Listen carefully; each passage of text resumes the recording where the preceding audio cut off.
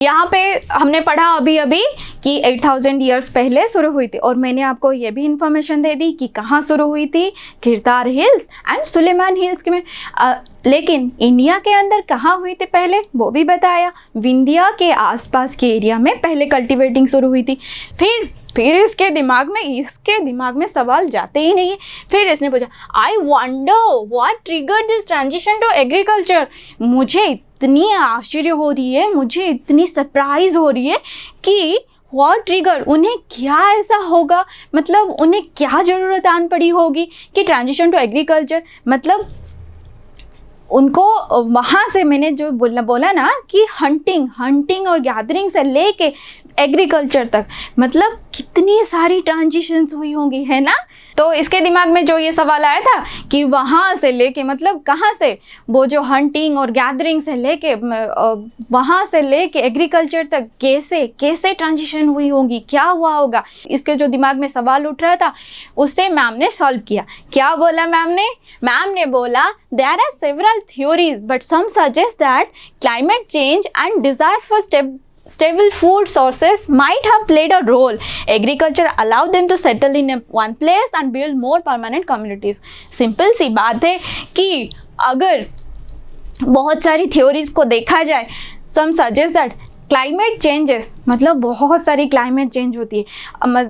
अगर बहुत जोरों की साइक्लोन आ जाए तब क्या तुम लोग बाहर जाके ऐसे घूम के हंटिंग करके खाना पका सकते हो? नहीं ना। बहुत जोर की बारिश आ जाए, कुछ लैंडस्लाइड हो जाए, कुछ बहुत बड़ा हो जाए, तो क्या हम बाहर जाके ऐसे हंटिंग करके खाना गैदर कर सकते हैं? नहीं ना। तो कुछ तो परमानेंट करना पड़ेगा, ये सब टेम्पररी सॉल्यूशन नहीं चलेंगे, कुछ तो परमानेंट करना पड़ेगा, यही दिमाग में आया होगा। और फिर क्या किया उन लोगों ने, कुछ स्टेबल फूड, मतलब आज हंटिंग के लिए गए और आज कुछ मिला, आज खाना बना दिया, फिर कल हंटिंग पे गए लेकिन कल कुछ नहीं मिला, तो क्या करेंगे? ऐसे भूखा सोना पड़ेगा। ऐसे अगर कुछ दिन चला तो इंसान है ना, तो कुछ ना कुछ तो करेगा ही।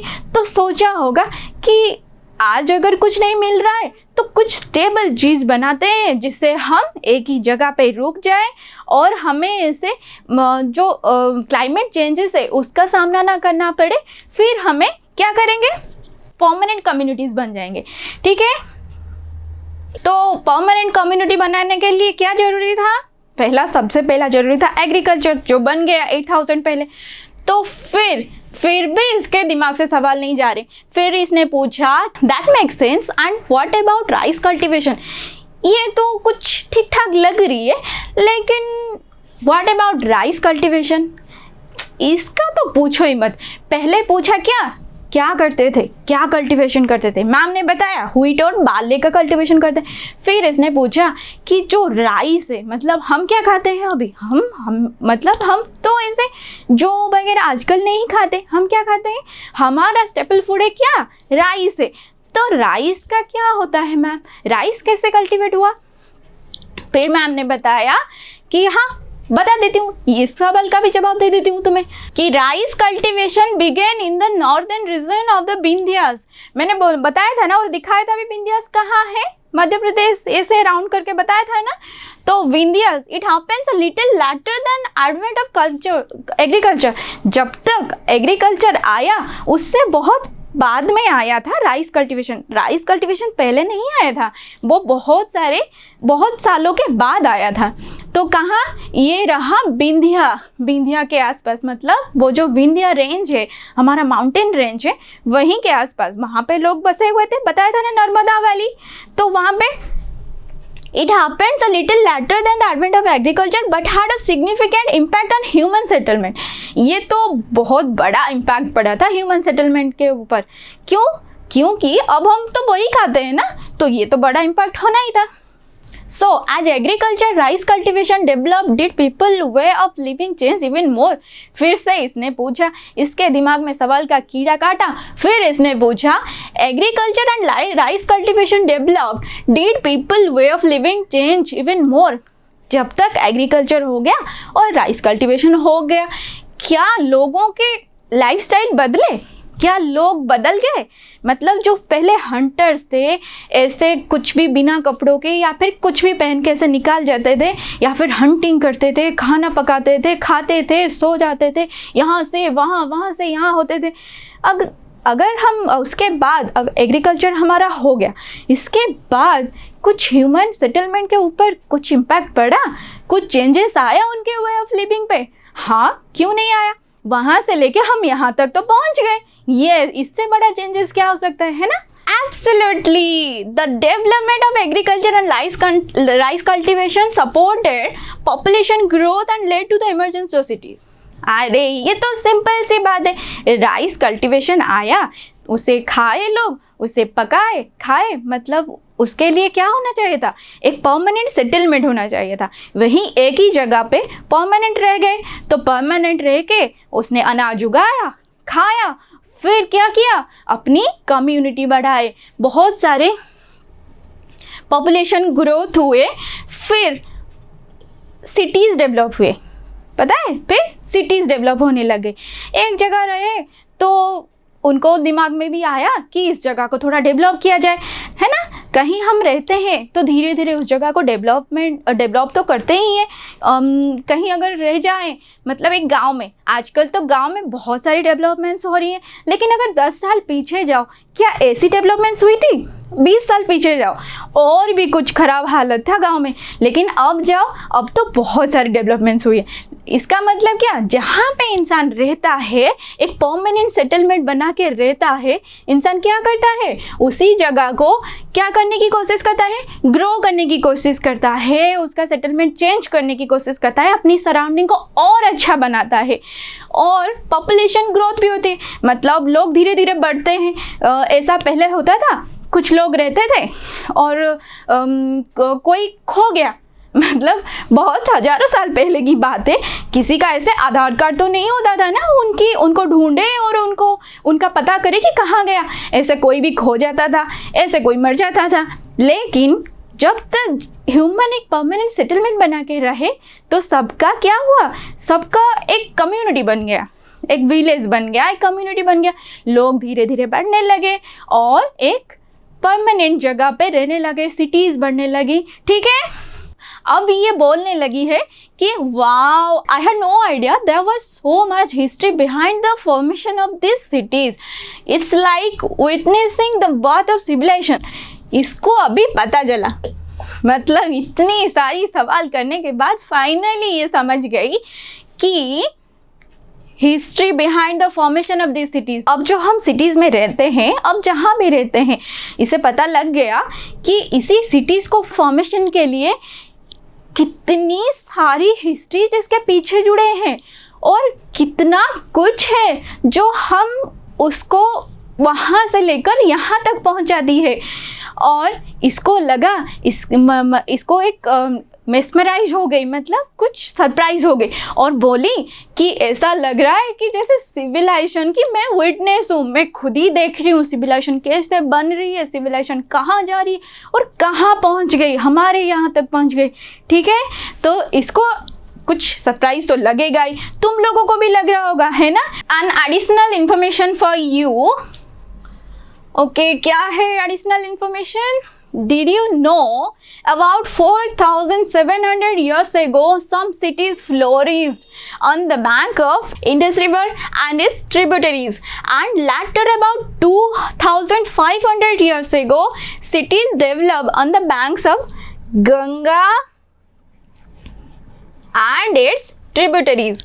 Okay, क्या तुम्हें पता है कि 4,700 पहले कितना होता था? 4,700, मुझे भी इतनी गिनती नहीं आती। 4,700 वर्ष पहले, तो 4,700 ईयर्स पहले की बात है, जब सिटीज़ मतलब शहर, बहुत बड़ा शहर, कहाँ फ्लोरिस्ट मतलब फला फुला था, मतलब एस्टेब्लिश हुआ था, बिल्ड हो गया था। कहाँ? On the bank of Indus river and it's tributaries, and later about 25,000 years ago cities develop on the banks of Ganga and it's tributaries. तो 4,700 वर्ष पहले जो हमारी इंडस रिवर थी, इंडस रिवर एक रिवर है, जैसे हमने नर्मदा पढ़ी, इंडस भी एक ऐसा ही एक रिवर है। इंडस रिवर के आसपास 4700 ईयर्स पहले कुछ शहर, मतलब शहर हो गए थे। सिटीज़ लिखा है यहाँ पे, विलेज नहीं लिखा, या फिर कुछ कम्युनिटी नहीं लिखा, या फिर ट्राइब नहीं लिखा है, यहाँ पे सिटीज़ लिखा है। तो एक शहर बस गया था, और एंड इट्स ट्रिब्यूटरीज क्या होती है वो हम बाद में पढ़ेंगे। तो 2500 ईयर्स पहले गंगा, उससे बहुत बाद, मतलब 4700 एंड 2500, कितना अंतर है उसके अंदर, 2000 का अंतर है। तो मतलब 2000 साल पहले जब तक गंगा में कुछ सिटीज़ बने, उससे भी 2000 साल पहले कहाँ बन गए थे, यहाँ पे एक इंडस नाम का रिवर है, वो भी इंडिया से ही शुरू होती है, लेकिन मेन उसका कहाँ पे है, पाकिस्तान में जाती है, तो वहाँ पे शुरू गए। तो हमने पढ़ा था ना कि वो जो किरतार हिल्स वाला या फिर वो सुलेमान हिल्स वाला, वही के आसपास जो इंडस रिवर, जो रिवर जाती है वो होती है इंडस रिवर। तो हम मैप में देख लेते हैं कहाँ है इंडस रिवर, ठीक है। तो अब क्या देखेंगे हम, 2 रिवर देखेंगे। कौन से 2? एक हो गया इंडस रिवर, फिर दूसरा हो गया गंगा रिवर, ठीक है। तो इंडस रिवर देखो यहाँ पे, तो देखो यहाँ पे ये रहा इंडस, यहाँ पे लिखा हुआ है इंडस रिवर, राइट। तो ये है यहाँ से यहाँ से यहाँ से आके यहाँ, ठीक है। तो यहाँ देखो ये भी एक है रिवर, ये कौन सा है, ये सतलज। और ये देखो ये बेयस, ये रावी, ये चेनाब एंड ये झेलम। तो इतने सारे रिवर्स को हम क्या इंडस बोलेंगे? हाँ जी, क्यों नहीं बोलेंगे। लेकिन ये जो छोटे छोटे रिवर्स हैं ये आके कहाँ मिल जाते हैं? एक बड़े रिवर में मिल जाते हैं जो है इंडस रिवर। तो ये जो छोटे रिवर, मैंने बताया था ना कि पानी का नेचर होता है ऊपर से नीचे तक जाना, उसका तो और भी एक नेचर होता है कि ऊपर से नीचे आके कहाँ मिल जाना, ओशन में मिल जाना। तो ये अगर यहाँ पे आके ओशन में मिल जाता है तो ये छोटे रिवर है, मतलब छोटे पानी के धार, ये क्या पहुँच सकते हैं यहाँ पे? नहीं। तो इसलिए क्या होता है, ये छोटे छोटे नदी, मतलब छोटे छोटे रिवर्स, ये कहाँ आते हैं? ये बड़े रिवर से मिल जाते हैं और फिर बड़ा रिवर बनके कहाँ जाके गिरते हैं? ओशन में गिर जाते हैं। तो इंडस रिवर है ये। तो ये सब जो छोटे छोटे रिवर्स जो मिलके एक बड़ा रिवर बना देती है, इन्हें हम क्या बोलते हैं? वो जो नया वर्ड सीखे थे ना, क्या? ट्रिब्यूटरीज। अब समझ में आया? बोला था ना बाद में बताऊंगी, ट्रिब्यूटरीज। तो ये रहा ट्रिब्यूटरीज, ये छोटे छोटे रिवर, ये ट्रिब्यूटरीज हो गए और ये बड़ा रिवर आ गया। तो हमारा सवाल क्या था? इंडस रिवर यहाँ पे शुरू हुआ था 4700 ईयर्स पहले। एक सिटीज, एक बहुत बड़ा सिटी बस गया था यहाँ पे 4700 ईयर्स पहले। लेकिन फिर वही सिटी, फिर और एक सिटी बस गई थी कहाँ पे? हमारा जो रिवर इंडिया में, पहले बोला था ना सबसे बड़ा रिवर कौन सा है इंडिया का, पता लगाना। तो मैं बता देती हूँ सबसे बड़ा रिवर कौन सा है इंडिया का? गंगा रिवर। तो ये देखो गंगा रिवर दिख रही है, गंगा।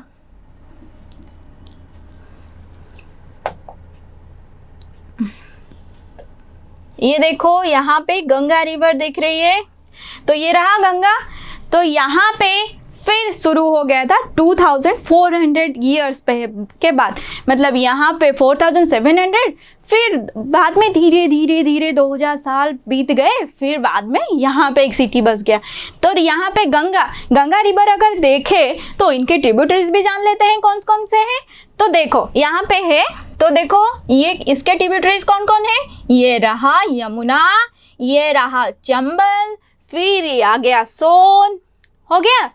ये छोटे छोटे रिवर मिलके गंगा कहाँ आती है? फिर गंगा ये ऐसे आके कहाँ मिल जाती है? ये कौन सी जगह है? ये वेस्ट बंगाल का सुंदरबन एरिया है, जहाँ गंगा आके मिल जाती है। कहाँ पे? बे ऑफ बंगाल में। तो गंगा क्या हो गई? गंगा एक ईस्ट फ्लोइंग रिवर हो गया और इंडस एक वेस्ट फ्लोइंग रिवर हो गया। वो जो रिवर अरेबियन सी के अंदर मिल जाते हैं वो हो जाते हैं वेस्ट फ्लोइंग रिवर। और जो मिल जाते हैं यहाँ के बे ऑफ बंगाल में तो हो जाते हैं ईस्ट फ्लोइंग रिवर। तो गंगा ये रहा गंगा, यहाँ पे आके मिल जाती है बे ऑफ बंगाल में। तो हो गया, हमारे सवाल का जवाब मिल गया। ये रहा मैप। और तुम लोगों पहले भी बताया था, अभी भी बता रही हूँ, थोड़ा मैप खुद से बनाना और नया मैप बना के फिर उसको स्टडी करना, ठीक है। जो हमने पढ़ा था डिड यू नो में कि 4700 years ago some cities flourished on the bank of Indus River and its tributaries, and later about 2500 years ago cities developed on the banks of Ganga and its tributaries। समझ में आ गया कि हमने बता दिया कि 2500 साल पहले गंगा कहाँ थी, गंगा और उसके ट्रिब्यूटरीज कौन कौन है। और फिर हमने भी बता दिया कि 4700 ईयर्स पहले कि कहाँ फ्लोरिस्ड हुआ था सिटीज़, ये भी हमने देख लिया। सवाल clear? All clear? Okay, next move करते हैं। What is tributaries? शायद सबको अभी मालूम हो गया होगा ट्रिब्यूटरीज क्या है, इतनी अच्छे से तो समझाया, पता है। और फिर से लिख देती हूँ, the small reverse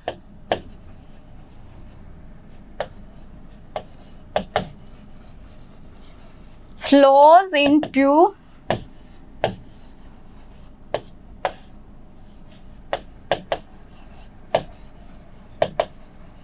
the big river to reach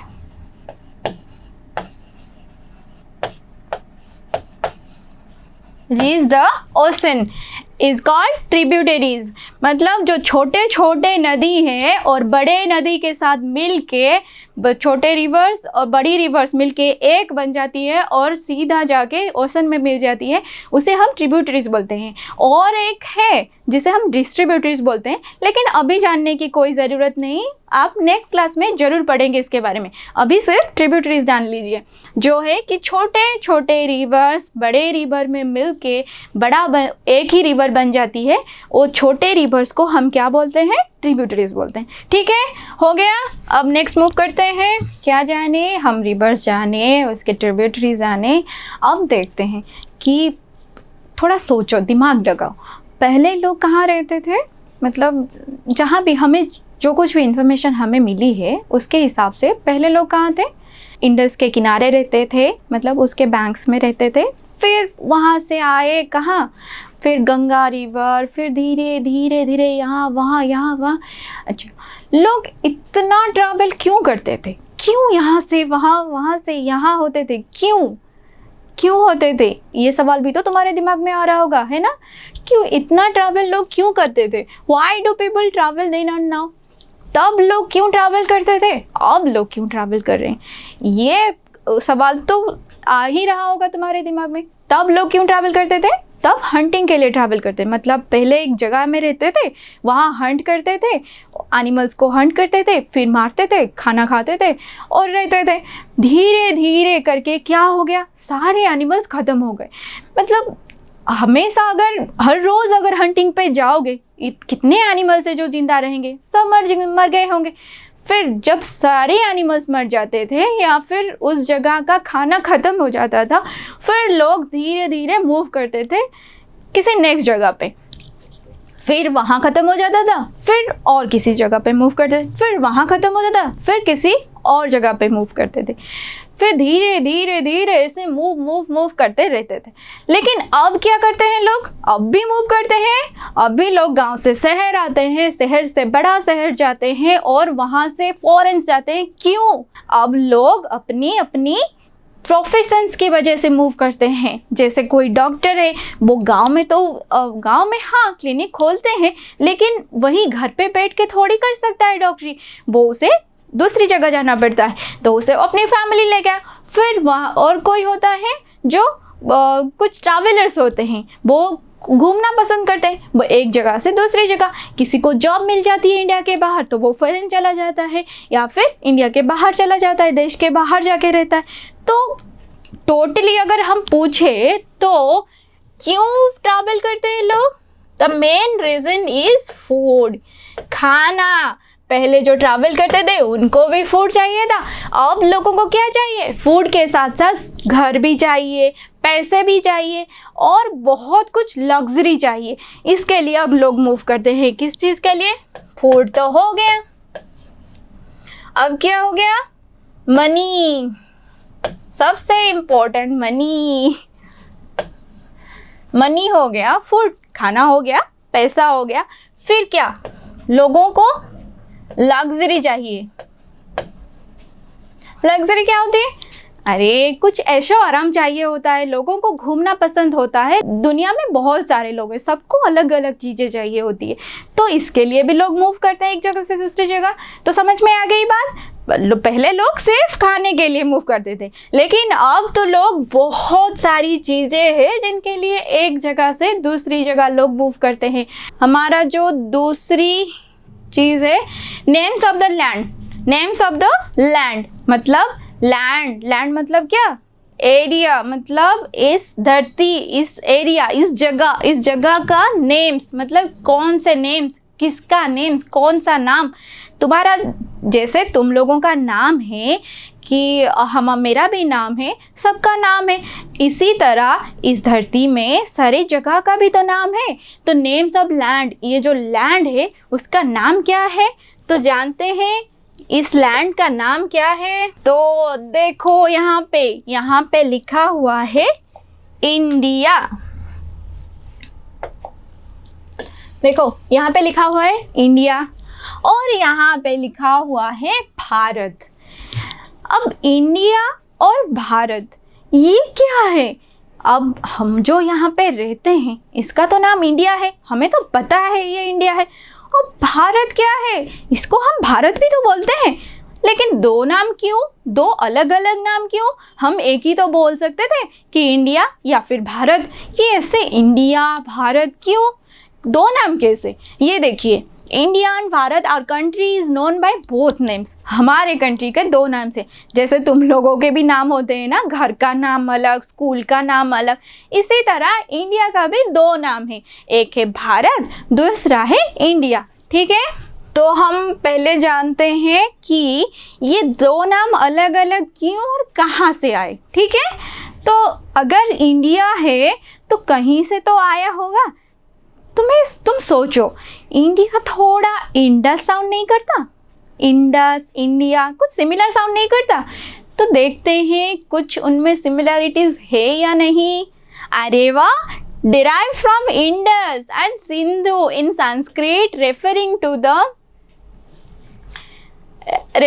the rivers of northwest India. It was called Hindus or Indos by Iranians and Greeks. अरे वाह, मैंने तो ऐसे ही कुछ बोल दिया था, लेकिन ये तो सच में इंडस से साउंड कर रहा है कि इंडस और सिंधु, जो हम इंडस रिवर पढ़े थे ना, जो दिखाए थे इंडस रिवर वहाँ ऊपर जम्मू से लेकर यहाँ पाकिस्तान तक, तो वो इंडस रिवर, उसे हम सिंधु रिवर भी बोलते हैं। पहले हम उसे सिंधु रिवर बोलते थे, लेकिन जो हमारे संस्कृत, हमारी जो सबसे पुरानी लैंग्वेज है, मतलब जो पुरानी लैंग्वेज हम पढ़ते थे उसे हम संस्कृत, तुम सबको पता ही होगा कि संस्कृत एक लैंग्वेज है। तो ये सबसे पुरानी लैंग्वेज थी जो इंडिया में यूज़ की जाती थी, संस्कृत। तो संस्कृत के अनुसार इंडस जो सिंधु रिवर भी है, संस्कृत में इंडस को सिंधु बताया गया है। तो जो इंडस या फिर सिंधु रिवर है, referring to the river of north west India. तुम्हें तो पता था वो जो जगह थी जहाँ नॉर्थ वेस्ट, मतलब ये रहा वेस्ट, ऊपर रहा नॉर्थ, तो नॉर्थ वेस्ट के इस जगह पे क्या था? रिवर इंडस था। तो इट वाज कॉल्ड हिंदूस और इंडोस, इरानियंस एंड ग्रीक्स। तो जब लोग मूव करके ईरान से या फिर ग्रीक से इंडिया आए, इंडिया मूव किए, तो ये रहा इंडिया मैप, ये रहा। ऐसे ही कुछ थोड़ा सा शॉर्टली बता देती हूँ। तो यहाँ पे था इंडस रिवर। तो यहाँ तुम लोग सब मैप में देखना जरूर, हाँ, कि ईरान और ग्रीक कहाँ पे पड़ता है। तो ईरानियन और ग्रीक्स दोनों इसी रास्ते से अंदर आते थे, मतलब इंडिया आते थे। तो इसी रास्ते आए होंगे, तो उन्होंने कौन सी नदी पार की होगी? इंडस रिवर पार की होगी। तो इंडस रिवर, उनके हिसाब से उनका लैंग्वेज कुछ अलग था, मतलब हम जैसे बोलते हैं ना, वो वैसे नहीं बोलते थे, वो कुछ अरबिक्स बोलते थे, मतलब कुछ अलग से लैंग्वेज बोलते थे। तो उनके हिसाब से उनको जो समझ में आया तो उन्होंने बोल दिया। मतलब धीरे धीरे सिंधु को उन लोगों ने इंदू बोलना शुरू किया। फिर इंदूस को धीरे धीरे धीरे इंदूस से हिंदूस हो गए, हिंदू से धीरे धीरे इंडोस हो गया। ठीक है, इंडो से इंडिया। ठीक है, जब आए कौन, ब्रिटिशर्स आए, तो फिर उन्होंने इंडोस को इंडिया बना दिया। ठीक है, तो फिर यहाँ आके बन जाता है क्या, हिंदूस एंड इंडोस। किनके द्वारा, ईरानियंस एंड ग्रीक्स के द्वारा। ठीक है, तो इन लोगों ने हिंदूस बना दिया, हिंदूस से इंडूस बना दिया, इंडूस से फिर ब्रिटिशर्स बना दिए इंडिया। तो हम क्या कहने लग गए, इंडिया इंडिया बोलने लग गए। तो फिर लेकिन इंडिया तो हो गया मैम, अब भारत कहाँ से आया, कहाँ से आया भारत, ये तो हमारा इंडिया हमें पता चल गया और हम सिंधु के आसपास रहते थे, फिर धीरे धीरे सिंधु से हिंदूस हो गया, हिंदू से इंडूस हो गया। अब भारत कहाँ से आया, तो हम लोग क्या जाने, इंडिया कैसे हो गया, मतलब इंडिया कहाँ से आ गया। इंडिया इंडस रिवर, इंडोस से हिंदूस, हिंदूस से इंडूस से इंडिया हो गया। ऐसे ऐसे टर्म्स डिराइव करके, मतलब कुछ ऐसे लैंग्वेज होते हैं जो लोग बोल नहीं पाते। मतलब हम अगर इंग्लिश ठीक से नहीं बोल पाते, कुछ वर्ड को ऐसे गलत प्रोनाउंस कर नहीं देते, तो बिल्कुल ऐसा ही कुछ था। तो वो लोग ग्रीक और ईरानियंस मिलके क्या बना दिए, इंडूस बना दिए, इंडूस से ब्रिटिशर्स बना दिए इंडिया। तो फिर आ गया हम भारत पे। मैम भारत कैसे बना, तो भारत नहीं, Bharat originally used for the group of people in the northwest, later become the name of the country। तो ये क्या हो गया, मतलब एक ग्रुप थे जो लोगों, मतलब बहुत बड़ा ग्रुप था लोगों का। तो वो कहाँ रहते थे, नॉर्थ वेस्ट में रहते थे। ठीक है, नॉर्थ वेस्ट में जो लोग रहते थे, मतलब नॉर्थ वेस्ट के एरियाज हो गए, जैसे पंजाब हो गया, सिंध हो गया, ऐसा वहाँ सब रहते थे लोग। तो उनको क्या बोला जाता था, बिकम द कंट्री, उन लोगों को भारत बोला जाता था। मतलब जो संस्कृत वेदा, हमारे जो 4 वेद हैं, उनमें से जो पहला वेद है ऋग्वेद, यहाँ पे लिख देती हूँ, ये रहा ऋग्वेद। तो ऋग्वेद जो है, जो हमारे 4 वेदस हैं, उनमें से जो पहला वेद है ऋग्वेद, उसमें ये एक संस्कृत में लिखी गई हमारी एक सैक्रेड बुक है, जो बहुत साल पहले लिखी गई थी। तो उसमें भी मेंशन है क्या, हमारे कंट्री का नाम भारतवर्ष। ठीक है, तो वहाँ से शुरू होता है भारत। तो ये हमारा बहुत सालों पहले का बहुत पुराना नाम है, एंशिएंट नाम है और बहुत सैक्रेड नाम है, जिसे हम बोलते हैं Bharat. Originally use of group of peoples, जो ग्रुप एक पीपल रहते थे, जो ग्रुप में रहते थे, कहाँ रहते थे, नॉर्थ वेस्ट में। ठीक है, मिलके रहते थे, वो उन लोगों को हम बोलते थे Bharatvarsh people. Then Bharatvarsh means एक जगह जहाँ बहुत सारे लोग रहते हैं, उनको हम भारत पीपल बोलते थे। तो धीरे धीरे वो भारतवर्ष चेंज हो के यहाँ आ गया, letter become the name of the country, ये हमारे कंट्री का नाम पड़ गया। ठीक है, तो आप सब लोग समझ गए होंगे कि इंडिया एंड भारत एक ही कंट्री का नाम है, जो हमारा है, हमारी माँ कहते हैं हम उसे। हमारी कंट्री का नाम है, तो 2 कंट्री लेकिन जगह एक।